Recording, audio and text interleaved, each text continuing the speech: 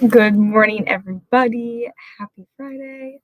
I have my flowers back. I was thinking about this the other day that I used to bring flowers for my flourish flowers, and but these are a little dry. But they're so, I don't know. I love baby's breath. Very cute.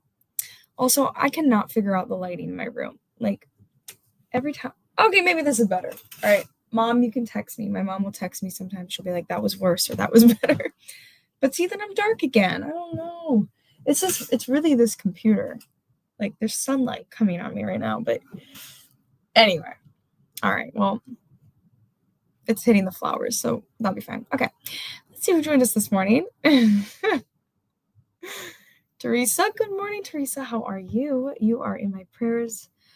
Sweet, sweet, beautiful Teresa. We have Connie. Hello. Good morning, all. Yesterday she was good morning late. Now she's good morning all. Claudia Marsh, good morning. We have the sun. We have Jody Glenn in her heart. She is back with her heart. Good morning, Mom. And we have Emily. Good morning. And we have Vivian Davis. Good morning. Alrighty.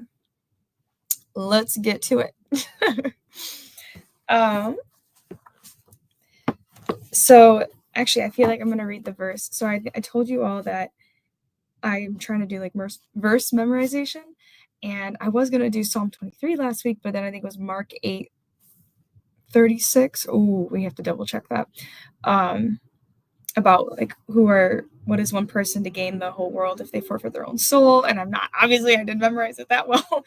But this week I am going back to Psalm 23. So this weekend, if you want to ponder on a verse and try to memorize it with me, that's what I'm doing. And it's the classic, the Lord is my shepherd, I shall not want. He leads me to, he makes me lie down in green pastures, and he leads me beside still waters.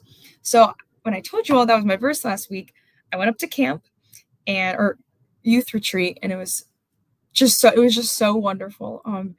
And at the end they had us go and like we went to journal sessions. Like we all like went into our own spaces across this like huge lake in Pennsylvania, and there was like it was beautiful. But I kind of was like letting God lead me. He gave me like a few pictures on where to walk, and then there was just too many bugs, and I don't do bugs. And so all of a sudden I ended up underneath this willow tree, and it was right on the water. And then that verse came to me. I was like, wow, after this whole weekend, after this whole week, God led me. I was sitting in green grass next to this beautiful still water underneath a tree. And I don't know. So that's why we do those. That's why I'm doing the verse memorization. He kind of leads you to some places because of it. Anyway, so we're on day 83. God will help when you're overwhelmed. And that's the verse of the day is Psalm 61:2. I cry to you for help when my heart is overwhelmed. So imagine a moment when you become overwhelmed and your brain freezes. Your emotions rise and you hear in a voice say, "This is all just too much." We become overwhelmed with the requirements of our lives, real or perceived, and feel greater than our personal resources. Feeling overwhelmed is a reality we will all face at some point. So let's talk about what's going on and what will help.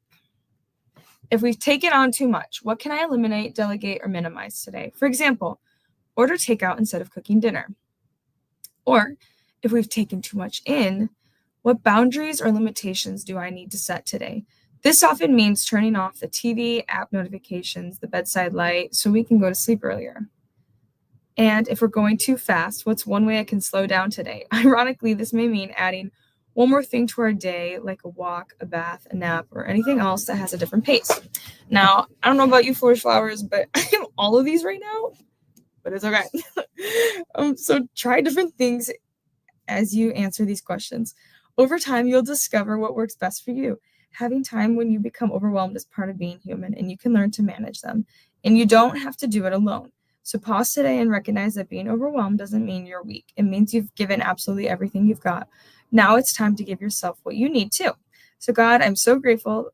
Like the psalmist, I can cry out to you when I'm overwhelmed.